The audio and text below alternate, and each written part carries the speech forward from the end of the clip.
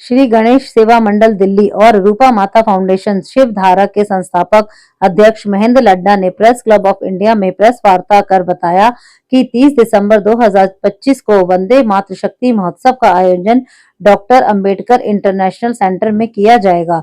उन्होंने कहा कि इस कार्यक्रम में देश भर की उन माताओं को सम्मानित किया जाएगा जिन्होंने अपना जीवन परिवार, समाज, संस्कृति, शिक्षा, सेवा और राष्ट्र हित को समर्पित किया।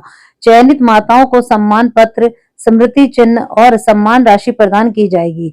महेंद्र लड्डा ने बताया कि यह तिथि विशेष रूप से इसलिए चुनी गई है क्योंकि इस दिन प्रधानमंत्री नरेंद्र मोदी की माता का स्वर्गवास हुआ था। सर, जिस तरह से आज इस फाउंडेशन में आपने बात की और माताओं को सम्मानित की बात की और आपने सबसे पहला जो रूप लिया माता रूप अपनी रूपा माता का नाम से करे, क्या पर आपने सोच रही जो जिस तरह से आपने आज माताओं को सम्मानित करने की बात कही है? हमारी सोच तो पहले तो सबसे पहला गुरु कौन होता है तो माता होती है, बाद में वो टीचर होगा, कोई और होगा।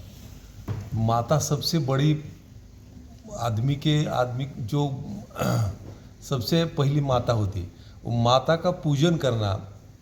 ये नया पीढ़ी को माता क्या होती है, ये नया पीढ़ी का जो वृद्धाश्रम की जो अब सोच आई है, इस सेल्फ अपना अपना फैमिली देखो, माता पिता क्या है, कौन है, ये नया कंसेप्ट आया है जो अपने 21 सेंचुरी में वो थोड़ा माहौल भी देख पाया है कि माता पिताजी को सब लोग भूल रहे हैं।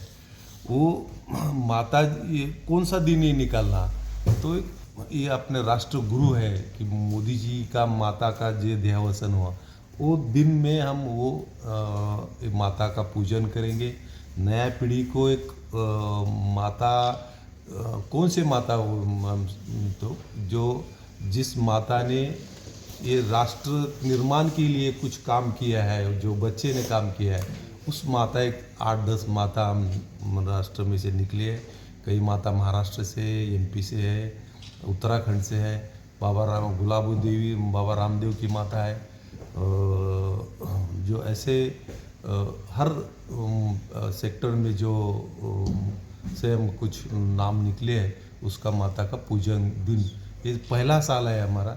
अगले साल में इससे बड़ा फंक्शन हम रखेंगे। युवा पीढ़ी को क्या मैसेज देना चाहेंगे? युवा पीढ़ी में वो माता पिताजी का आदर रखना, माता पिताजी गुरु होते हैं, ये नया पीढ़ी को हम एक संदेश देना चाहता हूँ। नमन कर रहे हैं। आज हर इंसान के सक्सेस के पीछे सबसे पहले उसकी माता का सहयोग होता है। माता के संस्कार ही जीवन में सबसे पहले होते हैं, उसके बाद में हमें स्कूल और गुरु के संस्कार मिलते हैं। तो उस माता को नमन करने हेतु साल में एक दिन हमने ऐसा चूज़ किया है कि 30 दिसंबर को दिल्ली में हमने इसकी शुरुआत की है, क्योंकि राजधानी से जो किया हुआ काम की आवाज़ पूरे देश में, पूरे तहसील में, पूरे डिस्ट्रिक्ट में जाती है। इसीलिए इस साल हमारा ये पहला कार्यक्रम है। इस महोत्सव में क्या खास कुछ रहेगा?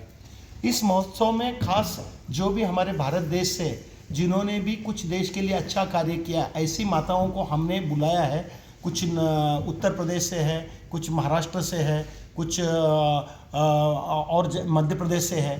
इनको बुलाकर इस बार हमने ऐसी 8 माताएं चुनी हैं जिनको हम उनका पूजन करके उनका सम्मान करेंगे, ताकि आने वाली पीढ़ी को और लोगों को ये मालूम होना चाहिए कि आज हमारे सक्सेस के पीछे माताओं को हमने कैसे सम्मान करना चाहिए। कम से कम साल में एक दिन तो ऐसा हो जिस दिन हम माताओं का पूजन करना चाहिए।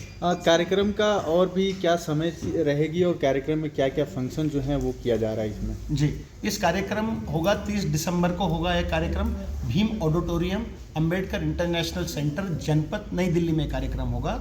और टाइमिंग होगा इसका 5 बजे का।